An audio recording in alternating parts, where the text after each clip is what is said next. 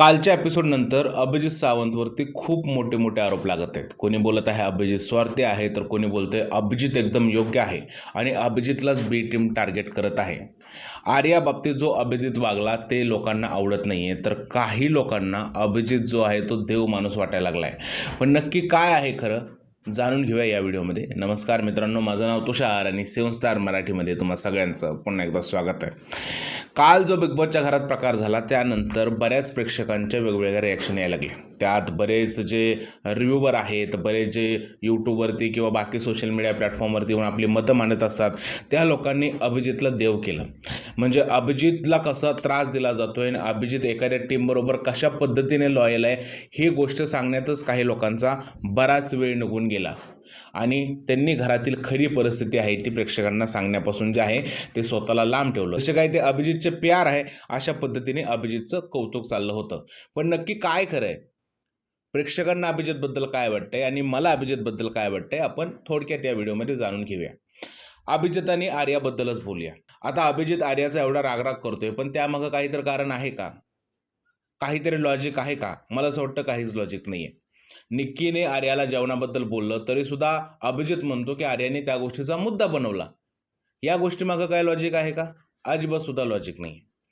एक तर आर्याने कोणत्याही जागेवरती अभिजितला फसवलं नाही आहे. म्हणजे त्यांचं असं कुठेच डिस्कशन झालं नव्हतं की बजर कोणी जरी वाजवला तर सांगायचं अभिजितनेच वाजवला आहे आणि बोलायचं की अभिजित जा तू वैभवला नॉमिनेट कर. असं कधीच ठरलं नव्हतं. इव्हन आर्याला वाचवण्यासाठी सुद्धा अभिजितने शून्य प्रयत्न केले होते. मग अभिजित जो आर्याच्या बाबतीत वागतोय ते योग्य आहे का? जर का आर्याने वारंवार अभिजितला मदतच करायचा प्रयत्न केला आहे तरीसुद्धा तो तिचा इन्सल्ट करतोय आणि निक्की तांबोळीच्या बाजूने जाऊन बोलतोय, हे अभिजितला पटतं का? खरं तर लॉयल्टी इथेच तोडलेली आहे बी टीमशी अभिजितने. आणि बरेच लोक हे सांगण्यात व्यस्त आहेत की अभिजितने बी टीमशी लॉयल्टी तोडलीच नाही आहे. जर का अभिजितने बी टीमशी लॉयल्टी तोडली नाही तर आर्या कोणत्या टीममध्ये आहे हे त्या लोकांनी सांगावं. जर का आर्या आणि अभिजितमध्ये असं कोणतंही डील झालं नव्हतं, मग कोणत्या गोष्टीचा राग त्याने मनामध्ये ठेवला आहे, याचाच अर्थ काय, तर त्याने बी टीमशी लॉयल्टी तोडलेली आहे. आता कालच अंकिताने एक गोष्ट सांगितली सगळ्यांसमोर. ती बोलली की अभिजित असं बोलत होता, आम्ही त्याला बोललो जर का आम्ही सगळ्यांनी म्हणून ठरवलं की निक्की तांबोळीला जे आहे ते नॉमिनेट करणार आहे, तर तुझं काय मत असेल? त्यावर त्यांनी हे उत्तर दिलं की मला अजून काहीच माहिती नाही. का त्याला ठामपणे हे म्हणता आलं नाही का की बाबा मी सुद्धा निक्की तांबोळीला नॉमिनेट करेन? म्हणजे इथे सुद्धा त्याची बी टीम बरोबर लॉयल्टी दिसत नाहीये. त्याचबरोबर तुम्ही मित्रांनो हे पाहिलं असेल की अभिजित जो आहे तो वारंवार हे बोलताना दिसतोय की मी बी टीमशी लॉयल आहे आणि मी फक्त निक्कीशी टाइमपास म्हणून बोलत असतो. जर का निक्कीशी असं टाइमपास म्हणून बोलणं असतं तर बी टीमच्या लोकांना एवढं वाटतंय की तू थोडंसं निक्कीपासून लांब राहा, तर तू त्यांची गोष्ट का ऐकत नाही? जर का तुला बी टीमशी काहीतरी खरंच घेणं देणं आहे, तर त्यातील मेंबरचं थोडं तरी तू ऐकशील ना. पण तू त्या टीममधल्या लोकांचं काहीच ऐकत नाही. जसं अंकिताला इन्सिक्युरिटी वाटायला लागली अभिजितबद्दल, कारण अभिजित यांच्या टीमचा वापर करून घेऊन निक्कीशी वारंवार चर्चा करतोय. ज्यावेळेस अभिजितला दिसतंय की त्याच्या टीममधले काही मेंबर इन्सिक्युअर होत आहेत, तर त्याने निक्कीला हे बोलायला होतं की आपण रँडम चर्चा करूया, पण एवढं जास्त डोळ्यावर येईल अशा चर्चा नको करायला. पण त्याने कुठेही निक्कीला थांबवलं नाही.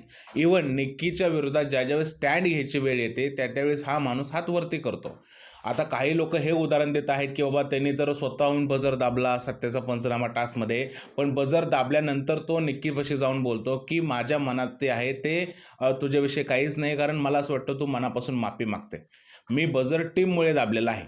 म्हणजे त्याने ते स्पष्ट केलं की माझ्या मनात असं नाहीये, टीममुळे मला हे करावं लागतंय. म्हणजे निक्की बरोबर त्यांनी सेफ राहिला.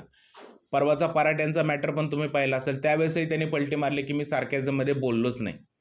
काल सुद्धा बघितलं असेल, ज्यावेळेस आर्याचा मॅटर झाला त्यावेळेस सगळे जे आहेत ते निक्कीवरती चढत होते, पण हा एकटाच असा होता, तो बोलत होता की आर्याने या गोष्टीचा बाव केलेला आहे. म्हणजे बी टीम बरोबर तू राहतोय, बी टीम बरोबर तुझी सुख दुःख तू वाटतोय, तरीही त्या लोकांबरोबर तुझा एवढा बॉन्ड होत नाहीये.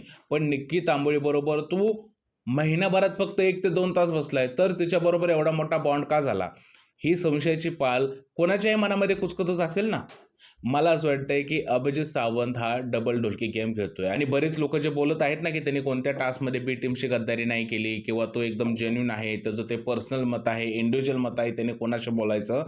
तर मी त्या सगळ्या लोकांना एकच सांगेन, जर का एवढंच इंडिव्हिज्युअल मत आहे, तर इंडिव्हिज्युअल गेम पण खेळ ना.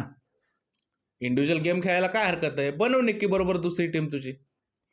हरकतच नाही ना. जर का तुला गेमसाठी बी टीमचा यूज करून घ्यायचा असेल आणि गप्पा मारायला जर का निक्की तांबोळी हवी असेल, तर बी टीमच्या लोकांनी तुला एंटरटेन का करायचं?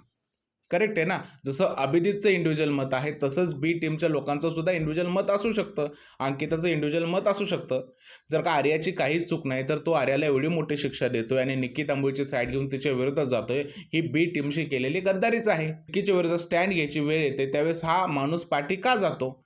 तर या सगळ्या गोष्टीवरून मला असं कळतंय, की अभिजित सावंत जो आहे, तो डबल ढोलकी आहे. आता बरेच लोकं त्याला प्रोटेक्ट करण्यासाठी आलेले आहेत, पण ते खोटा नरेटिव्ह सेट करण्याचा प्रयत्न आहे, हे तुम्ही समजून घेऊ शकता. बाकी मी रिव्ह्यूअर आहे, तुम्हाला रिॲलिटी देण्याचं माझं काम आहे, मी ते दिलेले आहे.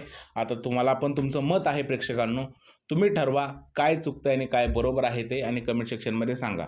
जर हा व्हिडिओ आवडला असेल त्याला लाईक करा, शेअर करा, चॅनलला सबस्क्राईब करायला विसरू नका. भेटूया पुढच्या व्हिडिओमध्ये. तोपर्यंत भारत माता की जय.